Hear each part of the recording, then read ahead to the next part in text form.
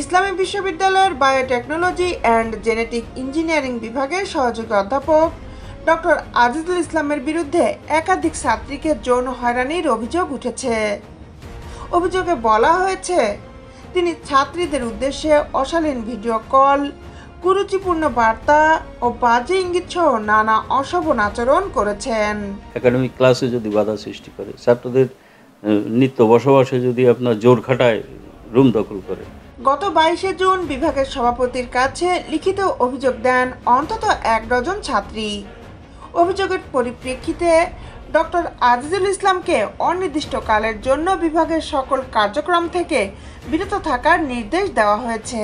সেখানে তারা সবার আগে যেটা চায় যে আমাদের নিরাপত্তা নিশ্চিতের মাধ্যমে কিন্তু আমাদেরকে। অভিযোগপত্রে 2019-20 শিক্ষাবর্ষের এক ছাত্রী বলেন, স্যার আমাকে ইমোতে ভিডিও কল দেন, কল না ধরায় অডিও কল দিয়ে বলেন, অনেক দিন তোমাকে দেখি না, মোটা হয়েছ না চিকন হয়েছ তা দেখার জন্যই ভিডিও কল দিচ্ছি। পরে বলেন, তোমার কি কথা বলার লোক আছে? আমি না বললে তিনি বলেন, এখন বলছো কেউ নাই, পরে দেখবো ক্যাম্পাসে কারো হাত ধরে ঘুরছো। এখান থেকে আমরা 2টা কাজ করেছি। একটা হচ্ছে তাকে আত্মপক্ষ সমর্থনের জন্য সুযোগ দেওয়া, মানে যে অভিযোগটা দেওয়া হয়েছে তার পুরো কপিটাই তার কাছে পাঠানো হয়েছিল। অভিযোগকারী শিক্ষার্থীরা জানান, দীর্ঘদিন ধরে অভিযুক্ত শিক্ষক ছাত্রীদের সঙ্গে অশালীন আচরণ করে আসছেন।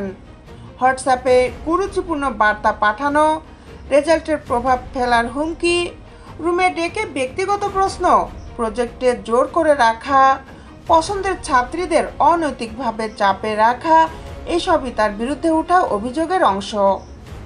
তবে ডক্টর আজিজুল ইসলাম অভিযোগ অস্বীকার করে বলেন, আমি কাউকে হেনস্থা করিনি, শিক্ষার্থীরা আমার কথা ও কাজকে ভুলভাবে নিয়েছে, এটি একটি ষড়যন্ত্রমূলক অভিযোগ।